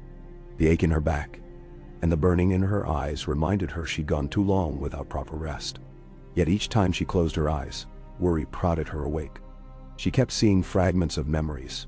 And Stark walking out of Winterfell's gates, Robb riding off to war, each one never returning in the way they left. She reached for Jon's hand, found his fingers limp, but warm enough. He was here, safe for now, and that was all that mattered. Maester Walken returned close to Dawn, discreet in his movements. Sansa opened her eyes at the sound of the door's hinge creaking softly. The Maester carried a small bowl of steaming water, laced with herbs. His gaze flicked to her, and she gave a slight nod, letting him proceed. He dipped a cloth in the liquid, squeezed it out, and pressed it gently to Jon's forehead. A faint sigh escaped Jon's lips. Sansa leaned forward, watching every sign of relief or distress. The Maester caught her eye and nodded, indicating that Jon's fever had not worsened during the night. She allowed herself to draw a breath of reprieve. "Thank you," she whispered, voice husky from fatigue. "Let me know if he needs anything more." The Maester gently placed the warm cloth aside, rummaging in his bag for a small jar. "I have a salve that should help guard against infection. We'll reapply it every few hours. He'll be in pain when he wakes, but the poppy will soften the worst of it." Sansa pressed her lips together, reminding herself that a certain measure of suffering was inevitable. Still, her heart twisted at the thought. She gave the Maester a final look, then stood and slipped out of the chamber to ready herself for the coming day. The corridors felt longer than usual, each step echoing in the dim morning light that filtered through arrow slits. Servants were already beginning their work, carrying bread and grain from the kitchens to the lower halls. Some paused to bow at the sight of her. She managed a polite smile, though it felt brittle on her face. She sensed their unspoken questions, their fear that the king might not recover. Drawing her cloak tighter, she pressed on, gathering her composure for the challenges that awaited her in the great hall. She stopped first at her own chambers to wash her face and change out of the previous day's attire. She caught her reflection in the polished metal mirror. Shadows beneath her eyes, traces of anxiety lingering in the set of her mouth. She quickly braided her hair back, focusing on each twist and fold of the strands as a way to ground herself. When she emerged, she wore a heavy gray gown trimmed with discreet silver embroidery, a garment that lent her the air of quiet command she needed. Let the lords see that their lady was steady, no matter her inner turmoil. By the time she reached the great hall, morning had broken fully, illuminating the long tables and the banners overhead. A handful of lesser lords and their retinues milled about near the hearth, warming their hands and talking in low voices. She recognized them from the previous evening. Men who had come to Winterfell for the promised council and found themselves in a castle tense with worry. Sansa inclined her head to them, and they bowed awkwardly, their faces hinting at relief to see her. Whispers reached her ears. Rumors of Jon's condition, speculation on the next steps for the north. She let their murmurs wash over her, acknowledging that they would only believe so much from rumor. Better she addressed them directly. She stepped onto the dais where a single high seat stood, the seat once occupied by her father. A hush fell as the lords realized she intended to speak. She let the quiet hang for a moment, summoning her voice and projecting the calm authority she had learned to wield. "My lords," she began, her gaze sweeping across them, "I know many of you have come for the council to discuss our future. The king in the north will not join us today. He was wounded in the field, but he rests here in Winterfell, and Maester Walken assures me he will recover. Until then, I stand in his stead. We must move forward." Nader. They watched her, some with open concern, others with carefully guarded expressions. One lord, older and bearded, cleared his throat. "We are grateful for your hospitality, Lady Sansa. We pray for the king's swift recovery. But what of the Bolton remnants? Have they been defeated, or should we still fear raids on our lands?" Sansa saw the flicker of unease in his eyes. She recalled that house had once been forced to bend the knee to the Boltons under terrible circumstances. She weighed her words carefully. The raiders have been scattered. Their leadership has been rooted out, many killed or captured. As far as we know, their threat is greatly diminished. But I won't pretend there is no risk. A handful could remain at large, surviving in the wilds. Jon Snow and our bannermen struck a significant blow, yet we must remain watchful. Another lord stepped forward, tall, with streaks of gray at his temples. Then perhaps it's more crucial than ever that we discuss the alliances and trade negotiations you proposed, my lady. If scattered foes regroup, a united north stands the best chance of facing them. Sansa inclined her head. Exactly. Let us meet in the solar after breakfast. We'll go over each matter in detail." She paused, letting her voice soften slightly. "I appreciate your cooperation. The North has suffered enough fractures. We need to mend them." She excused herself and left the dais, aware of the new wave of chatter that arose in her wake. Some men exchanged relieved glances, taking heart in her forthright words. Others seemed unconvinced, their faces tight with doubt. Sansa accepted this as part of her burden. Winning the trust of every lord in the North was not an overnight task, especially when memories of betrayal still festered. As she walked down the corridor, a familiar figure in steel armor approached. Brienne of Tarth, a steady presence who had lately spent much time in the field. Sansa felt a flicker of relief to see her safe and unscathed. Brienne bowed her head. "My lady Daughton, I wanted to check on the king." "Nantamres." Sansa nodded, gesturing for Brienne to follow her. "He's resting. The maester believes he's out of immediate danger, but the wound runs deep. He needs time and care." Brienne's brow furrowed with concern. "Then I'll ensure no one disturbs him unnecessarily. There are many lords here who might be curious, but we should limit visitors until he's stronger." Sansa was grateful for the thought. "Thank you. There's a meeting soon, and I must attend. Can you keep watch near Jon's door until the maester returns? If anything changes, send for me at once." Brienne agreed. Together, they arrived at the chamber. Outside, 2 guards stood at attention, men Sansa had personally chosen for their loyalty. Brienne took her post by the door, arms folded, gaze unwavering. Sansa hesitated before stepping inside, drawn by an impulse to check on Jon one more time. The door creaked softly as she slipped through. Within, the hearth glowed orange, casting shifting patterns of light on the floor. Jon lay still, his breath a shallow rise and fall beneath the fresh bandages. The maester had placed a small dish of herbs on a side table, their aroma mingling with the smoky warmth of the fire. Sansa crossed to the bedside, letting her eyes trace the lines of Jon's face. He looked exhausted, even in slumber, as if the pain weighed on him even in his dreams. She lightly touched his forehead, relieved to find it cooler than the night before.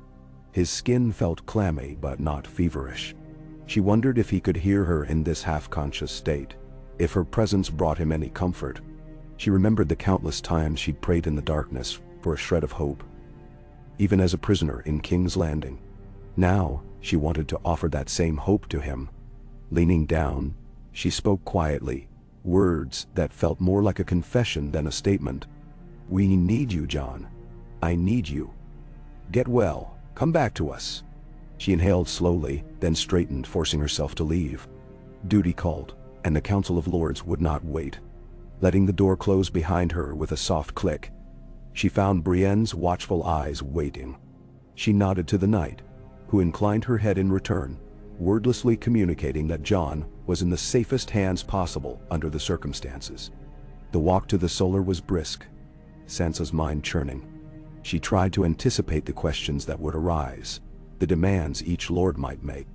White Harbor would want assurances about trade, while the smaller houses might press for security in the face of leftover Bolton stragglers. She could handle these negotiations. She had to. She smoothed the front of her gown and took a steadying breath just before entering. Inside, the chamber was lit by high-placed windows, where the winter sun cast a cold glow across the long table. A fire crackled in a narrow hearth, providing modest warmth. The lords who had gathered greeted Sansa with polite bows as she took her seat at the head of the table. She spotted Lord Serwyn, Lord Manderley's delegate, a younger cousin it seemed, and a scattering of other representatives. They each wore winter furs over doublets, colors denoting their houses: greens, browns, grays. Paper and ink stood ready, along with a carafe of warmed wine that a steward quietly poured into waiting cups. Sansa began by addressing the most pressing concerns: the remainders of the Bolton threat, and how best to handle the scattered raiders. She spoke of coordination between the loyal houses, urging them to share manpower and intelligence. A few nodded, but one or two seemed reticent, casting wary glances at each other. Trust was a precious commodity in a region so recently torn by betrayal. A representative of House Serwyn cleared his throat. Lady Sansa, with all respect, we appreciate your leadership. Yet some of our folk remain frightened. Not all these men who followed the Boltons are mindless killers. Some were coerced or threatened into bearing arms. What will we do with them if they surrender? Sansa leaned forward, folding her hands. Any man willing to lay down arms and swear loyalty to the rightful king will be heard. We are not the Boltons. We do not flay men for sport. But such mercy demands caution. A vow is meaningless if they intend to betray us again. A lord across the table, a stern fellow with deep-set eyes, looked unconvinced. How can we trust their word? They once wore the flayed man on their banners. I have no wish to see them roam free, only to strike my villages when I turn my back. Sansa met his gaze squarely. I understand your reluctance. We'll require them to work under supervision, perhaps on repairing roads or rebuilding fortifications. They'll be integrated only if they prove their sincerity. The alternative is to slaughter them all, and that is not the path we wish to walk. She hesitated, letting her voice soften. My father once believed that justice must go hand in hand with mercy. I would follow his example. The tension in the room ebbed slightly. She saw a few heads incline, grudging respect in their eyes. The lord with deep-set eyes grunted an acknowledgement, though his lips remained pressed thin. It would take more than words to convince him, but she sensed he would not openly defy her. Next came the thorny issue of trade and taxation. Lord Manderley's cousin, a rotund man with a ruddy face, spoke up eagerly. White Harbor is willing to resume shipments of lumber and fish to those in the interior if we can count on safe roads and reduce tariffs. Our city is rebuilding, and we need northern grain in return. Should the roads remain insecure, we stand to lose coin on every shipment. Sansa nodded, aware of the balancing act required. We'll see that the major roads are patrolled. Even if Bolton raiders remain, they're few enough to avoid direct confrontation with large caravans. We'll coordinate with House Glover and House Serwyn to place sentries at key crossroads. In exchange for your cooperation, White Harbor can expect fairer terms on tariffs. However, we cannot slash them to nothing. Winterfell must replenish its stores as well. A measure of compromise is needed. Mandy. The Manderley cousin shrugged expansively, as though wanting to protest, but he seemed mollified by her even tone. We'll hammer out the specifics in writing then, he said, nodding to the maester who hovered in the background, ready to record any agreement. There's sense in what you say, Lady Sansa.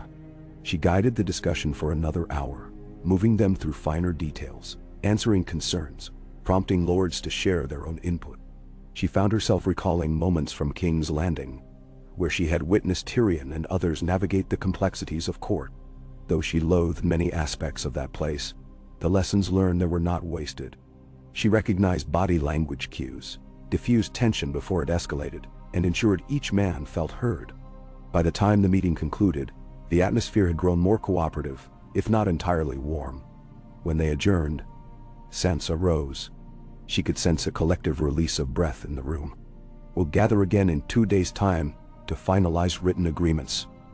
Meanwhile, I ask each of you to speak with your men, reaffirm your commitments to one another. The North stands united or it falls.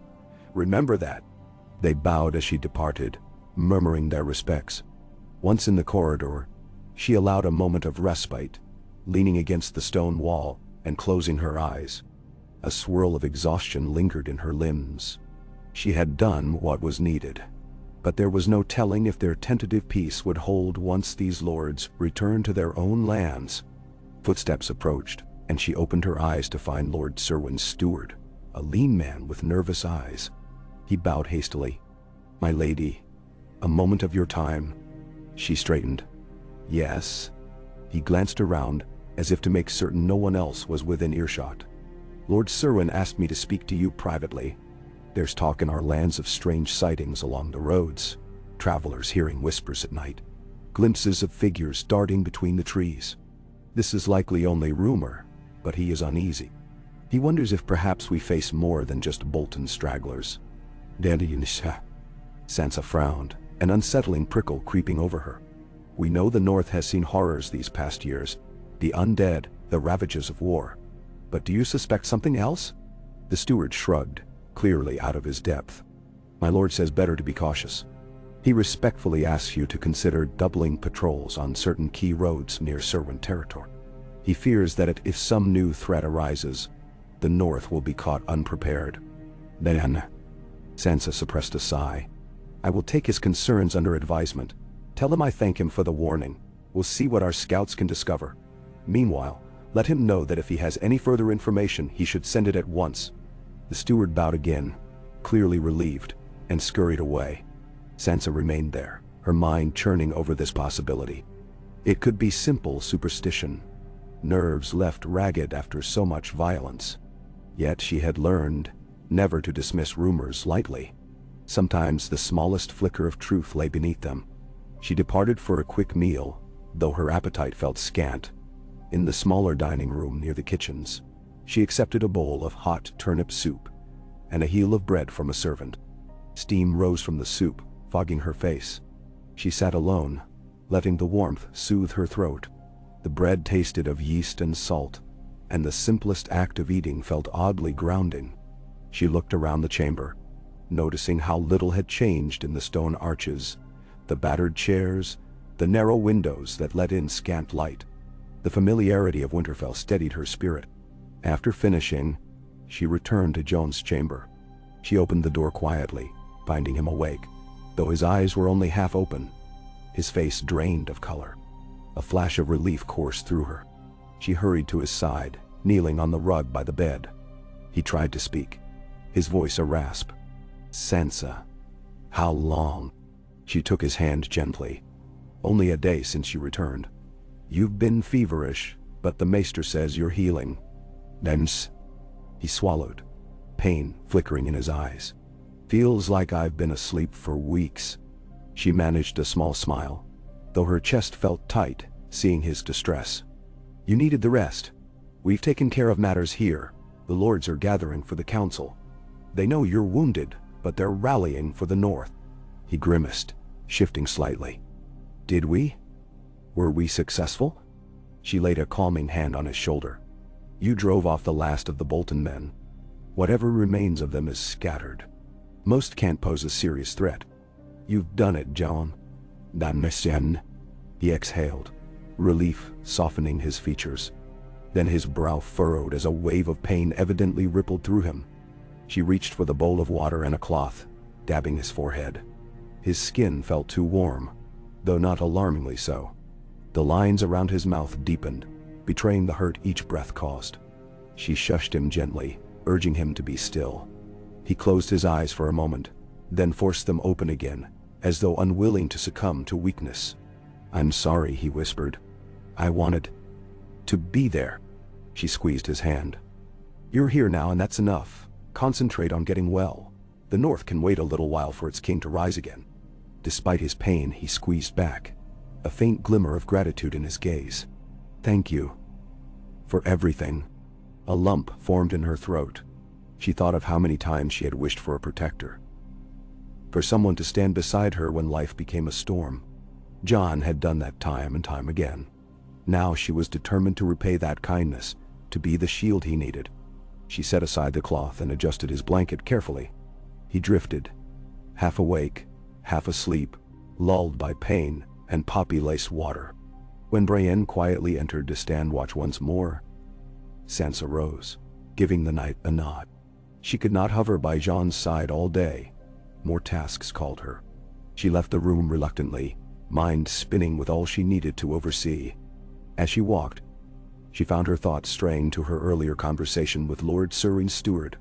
Whispers on the roads, strange sightings. These were small tidings, but not necessarily harmless. She decided to consult with a few men who had served the Night's Watch under Jon. They were now part of the forces loyal to House Stark, scattered around Winterfell to keep vigil. She knew they had experience in tracking and investigating unusual threats. She found two of them in the armory courtyard, polishing their swords. They wore simple black cloaks, trimmed with the Stark sigil, the memory of their old vows still etched into their bearing. She approached with quiet confidence, and they stood, bowing their heads. One had a thick beard and a scar across his cheek. The other was younger, with keen blue eyes. She recounted the rumors of eerie sightings, describing the general area near Serwyn lands. "I know it may be nothing," she concluded, "but if you two would ride out discreetly, gather what information you can, and return without drawing attention, I'd be grateful." They exchanged glances. The bearded one spoke first. "Hey, my lady, we've seen enough beyond the wall to know that sometimes a rumor points to real danger. We'll leave at first light." She thanked them, satisfied that she had set something in motion. Perhaps they would find no evidence, or perhaps they would bring a warning. Either way, she refused to be caught unawares. The memory of White Walkers, though presumably averted now, still haunted the entire north. Wary vigilance had become their constant companion. As evening settled in once more, she stood upon the battlements, looking out over the white expanse of Winterfell's grounds. Far beyond, the forest stretched in a silent tapestry of snow-laden pines. A subdued orange glow lit the horizon, the last rays of sunlight slipping away. She breathed deeply, inhaling the scent of burning wood and the crisp tang of winter. At her side, a guard kept watch. She offered him a kind word, acknowledging his hours in the biting cold. Her thoughts turned to the day's council session. The negotiations had gone as well as she could hope, though the tension under the surface was plain. The North was still raw from conflict, each house wary of letting down its guard. She wondered if the dream she shared with Jon, a united North, strong and self-sufficient, might take years of careful tending, like a tree battered by storms. Yet she felt a stirring of hope that it was possible. The rancor that once festered among these lords was tempered by exhaustion, and exhaustion could lead to compromise. When the chill nipped too harshly at her cheeks, she returned indoors, making her way to her chamber. She lit a candle and set it on the small desk, the flame dancing in the darkness. It illuminated a pile of parchment she needed to read, reports from the holdfasts, proposals for new trade routes, requests for supplies. She sighed, settling in to work through them. Each piece of parchment represented a life, a village, a problem that needed solving. This was what it meant to rule, she told herself. Thousands of small burdens, each one deserving care and attention. Hours slipped by in the quiet hum of her own thoughts. Occasionally, she would pause at a name she recognized.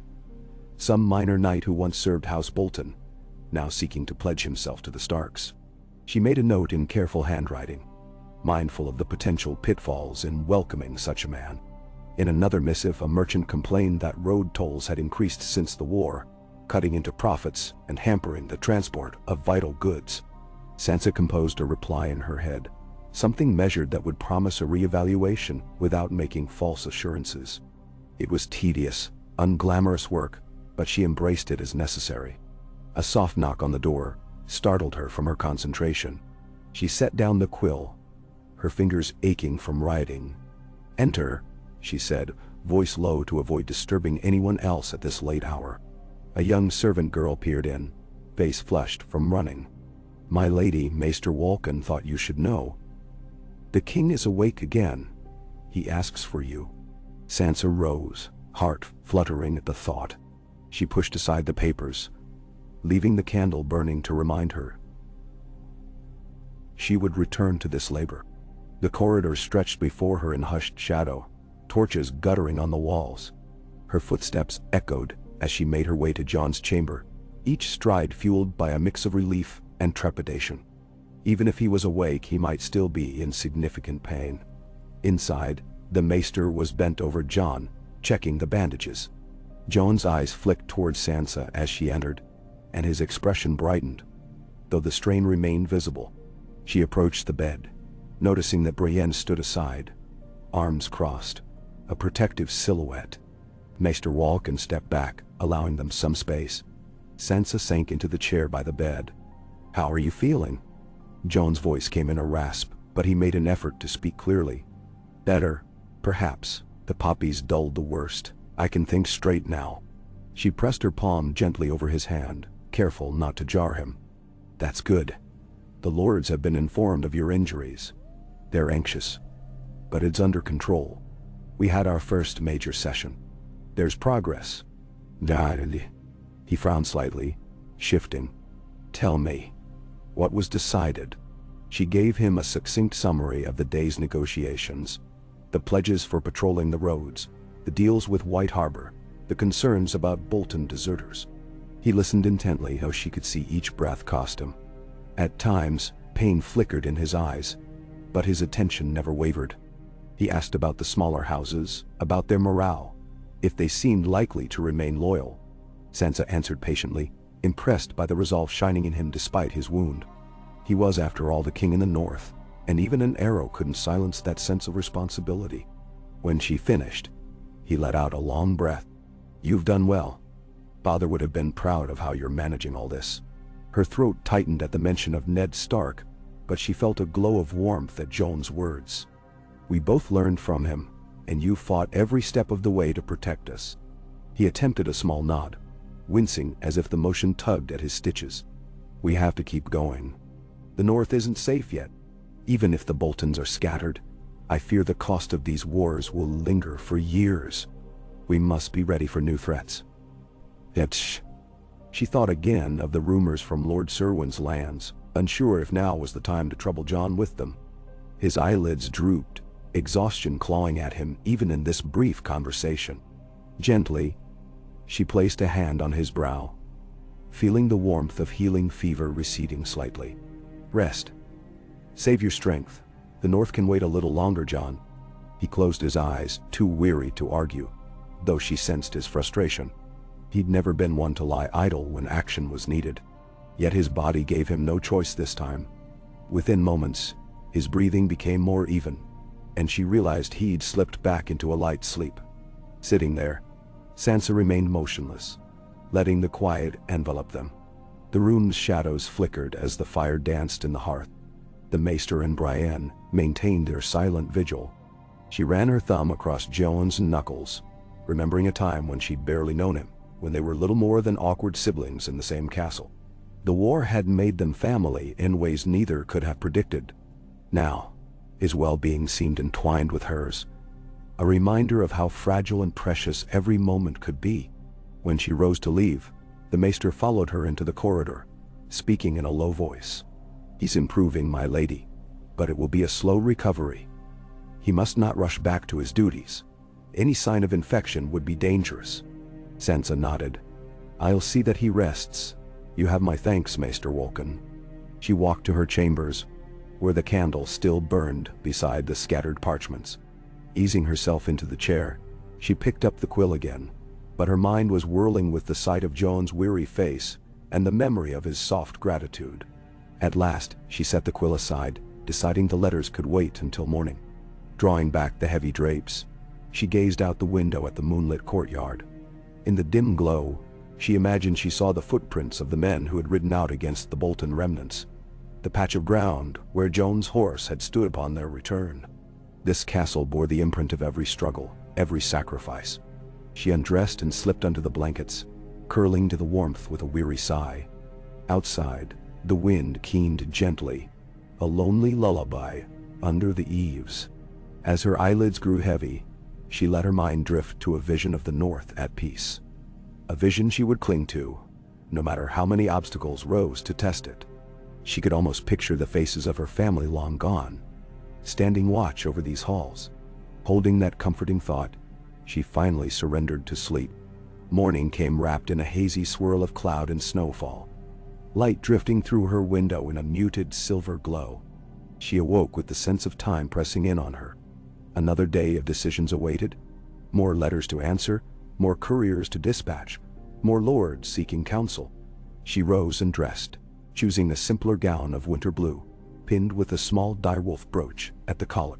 The metal felt cold against her skin, a tangible reminder of her heritage. She emerged into the corridor, where a pair of servants hurried past, arms laden with linens. The keep hummed with quiet energy. She went first to Jon's chamber to check on him, relieved to find he'd managed to eat a little and appeared more coherent than before, though still too weak to sit up for long.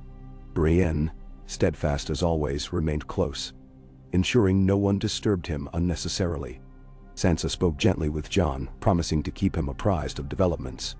He rested his head back against the pillow, frustration lurking behind his eyes, but also acceptance that he could not yet leave his bed. From there, she proceeded to the great hall, where a line of petitioners had already formed.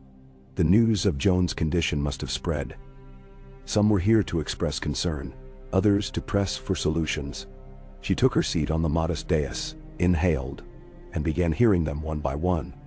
A village headman requested aid to rebuild a collapsed bridge. A young knight asked permission to court a lady of House Mormont. A blacksmith spoke of lacking proper materials to forge new arrowheads. Sansa listened, asked questions, and issued instructions. Maester Walken hovered with a fresh quill, recording her decisions, while a steward stood ready to run errands. In every exchange, she strove to be fair and consistent, aware that each verdict set a precedent. Midway through these audiences, Lord Manderley's cousin reappeared, cheeks flushed from the cold, speaking of further negotiations needed for cargo routes up the White Knife. Sansa promised him a dedicated session after midday. He gave her a short bow and bustled off, leaving her to continue the queue of petitioners. The hours passed in a steady blur of voices and concerns, broken only by a brief pause to drink a cup of hot-spiced wine that a servant pressed into her hands. At last, the throng began to thin. Sansa dismissed the few remaining petitioners, asking them to return another day if their grievances were not urgent. She stood, stretching the stiffness from her shoulders. The hall emptied until only a couple of her guards and the scribes remained, gathering parchments. She signaled to Maester Walken that she needed a word. He approached quietly, his robes rustling against the stone floor. She led him aside. "Any new word from our scouts near House Serwyn's lands?" He shook his head. "Not yet, my lady. It's only been a day since they left. Perhaps by tomorrow or the next day we'll have some report." "Nisa, Edbull." She nodded thoughtfully. "And how do you think Jon fares? Give me your honest appraisal." Walken's brow furrowed slightly.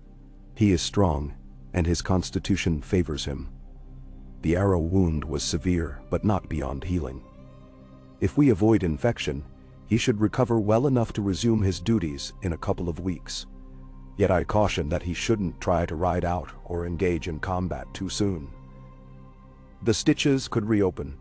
She exhaled, grateful at least for the possibility of a full recovery. "Thank you, Maester. If there's anything you need, more herbs, better bandages, send for them, no matter the cost." Then he dipped his head in acknowledgement. "Of course, my lady," leaving him to his tasks. She retreated to the smaller dining room for a late midday meal. The seriousness of her responsibilities weighed upon her, but a small corner of her heart felt lighter now that Jon seemed to be healing. She ate some meat pie, though she found the taste bland. Her mind strayed back to the meeting with the lords, the petitions she had just heard, and the countless dilemmas swirling around Winterfell. Though part of her longed for a respite, just a single day free of duty, she doubted such a luxury would appear soon. After finishing her meal, she decided to walk the courtyard. The snow came down gently, each flake turning the air into a quiet flurry. A few servants bustled about, sweeping steps and clearing paths. She pulled her cloak tighter, hood shadowing her face. Something about the hush of falling snow soothed her nerves. She passed the training yard, where a handful of young squires practiced archery under the watchful eye of an older knight. Their arrows thudded into straw targets, some more accurately than others. She paused for a moment, remembering her own ignorance of combat in her youth, how she'd once believed songs and chivalry would keep her safe. She understood now that the world was far more brutal, and yet here stood the next generation, hopeful as they honed their skills. The stables lay ahead, smoke rising from the forge beyond them. She could hear the steady clang of a blacksmith's hammer, forging horseshoes, or perhaps arrowheads. The stable doors creaked open as she entered.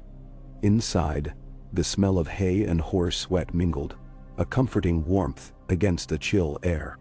A stable boy, bright-eyed and nimble, rushed to bow when he saw her. "My lady, can I help you?"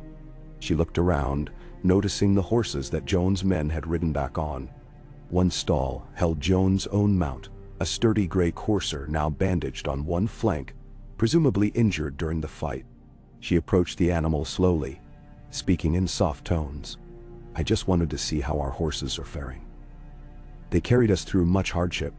The stable boy nodded, gently patting the courser's neck. "He's recovering. An arrow grazed him, but we cleaned the wound. He'll be fit to ride in a fortnight or so," the maester says. Sansa rubbed the horse's muzzle, feeling the velvety softness. "Thank you. Be sure he has the best of feed and rest." As she turned to leave, she paused, noticing the stable boy's eyes flicker with curiosity. "Is the king going to be all right, my lady?" he asked in a timid voice, as though fearing he'd overstepped. She offered a reassuring nod. "He's made of strong stuff. He'll pull through." She hesitated, sensing the genuine concern in the boy's gaze. "The North needs us all. Don't worry." He brightened at her words, stepping aside to let her exit. Out in the courtyard, the snow had started to gather on the walkways, forming a soft carpet. She heard the ring of steel from the blacksmith's forge, the distant bark of a dog near the kennels, and the muffled conversation of guards on the walls. Winterfell lived and breathed around her, a fortress of stone and spirit that had endured the centuries. She could feel the weight of her ancestors in every stone. As dusk began to fall, she returned to the castle's interior. That evening, she would meet again with a handful of lords to refine the trade agreements. Her mind leapt ahead, organizing thoughts and negotiations. She also planned to speak with the steward about setting aside funds for a new roof on one of the battered towers. Each task was a vital stitch in the tapestry of Winterfell's reconstruction. She allowed herself a brief stop at Jon's chamber before the next round of duties. He was resting, half-lidded eyes gazing at the flickering fireplace. Maester Walken looked up from checking his bandage. Jon managed a faint smile as Sansa approached, though she saw in his features the toll of unrelenting pain. He reached for her hand. "They tell me you're running the castle like a queen." She settled on the bedside, feeling the mild flush that rose at his praise. "I'm only trying to keep everything from falling apart while you heal." His grip was weak, but the warmth of it coursed through her. "The North is lucky to have you." A flicker of determination lit his gaze. "I'll be on my feet soon. Then I'll deal with any threat that remains." "Mentor." She squeezed his hand, trying to keep her voice level. "And you will. For now, though, please listen to the Maester. We've come too far, lost too much. We can't afford to lose you." He closed his eyes briefly, nodding. Her mind filled with a dozen things she wanted to say. How proud she was of him. How fearful she'd been when she heard he was wounded. How she believed their family had a chance at finally restoring the Stark legacy to its rightful place. But she held her tongue. Perhaps that conversation could wait for a moment when he wasn't drifting on the edge of sleep. Brienne entered quietly, relieving the Maester. She shot Sansa a quick glance that confirmed all was well for now. Sansa rose, letting go of Jon's hand gently. "Rest," she whispered, stepping away. As she left the room, she tried to carry that small seed of hope with her, a reminder that they were not alone in this struggle, that they had each other to lean on. In the corridor, torchlight shimmered along the stone walls. She could feel her heart beating with a renewed sense of purpose. The northern lords might be wary. Enemies might skulk in the shadows. Rumors might swirl of unseen dangers. Yet within these walls, king and lady stood as one. Their struggles were not over, but every step forward mattered. Every alliance made, every threat vanquished, every kindness offered. It was a slow, halting path toward the future they dared to believe in. And for the first time in what felt like ages, Sansa allowed herself to imagine the day Jon would walk these halls again, unaided. The day they would stand before the North together, confident in their shared strength. That vision, more than anything, carried her forward as she made her way to the next gathering of lords. Head held high, voice steady, heart resolved. Darkness might close in early during these winter months, but the spark in her chest refused to be smothered. She was Sansa Stark of Winterfell, and her brother was the king in the North. They would endure, and they would lead the North into a new dawn, one painstaking step at a time.